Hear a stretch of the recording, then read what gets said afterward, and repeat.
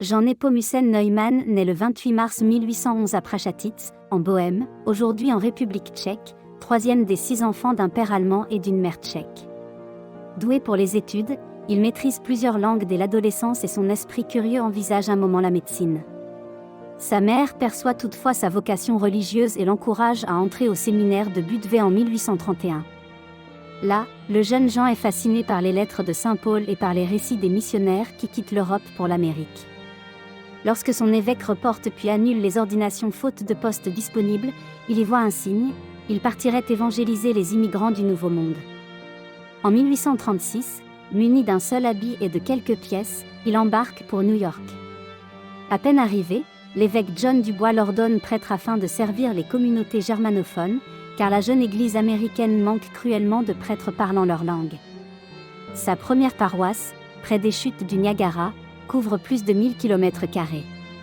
Le père Neumann parcourt sans relâche les chemins boueux à pied ou à cheval, célèbre la messe, entend les confessions, enseigne le catéchisme et bâtit des églises de fortune pour les fermiers immigrés.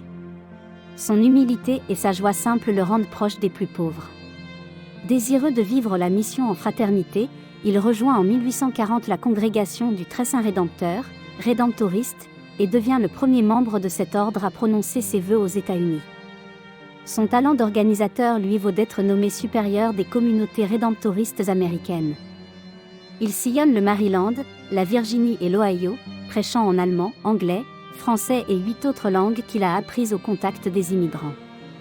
Toujours disponible, il fonde des paroisses, des écoles et encourage la dévotion à l'adoration eucharistique. En 1852, à sa grande surprise, le pape le nomme 4e évêque de Philadelphie. Le diocèse est immense et la population, majoritairement immigrée, parle de nombreuses langues. Jean Neumann accepte cette charge avec la même ardeur missionnaire. Il organise aussitôt les écoles paroissiales en un système diocésain structuré et multiplie les établissements. En quelques années, le nombre d'écoles catholiques passe d'une poignée à plus de 200, offrant une éducation chrétienne aux enfants que leurs parents craignaient d'envoyer dans les écoles publiques protestantes. Pour pallier le manque d'enseignants, il fonde une congrégation de religieuses enseignantes, attire des communautés de frères et de sœurs et crée un séminaire diocésain.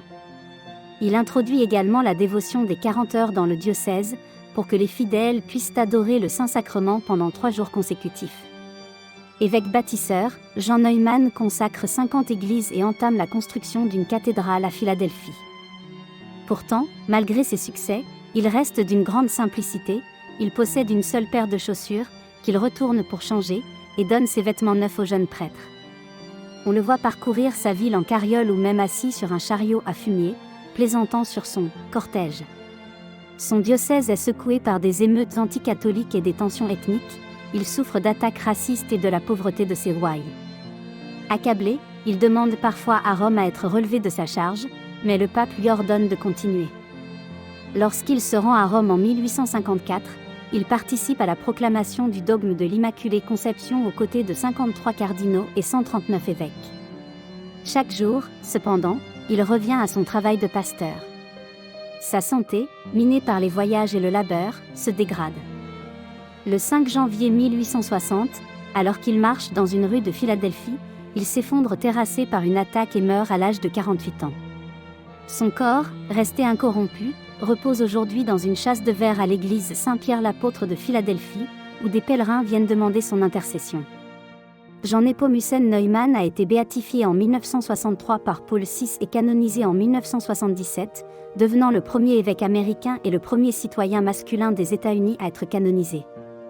Il est patron des enseignants, des immigrés et des enfants malades. Son héritage perdure, le système scolaire catholique diocésain qu'il a mis en place demeure un modèle pour l'éducation chrétienne, les paroisses qu'il a fondées témoignent de son souci pastoral, et sa vie d'humilité et de persévérance encourage encore ceux qui servent l'Évangile auprès des plus démunis.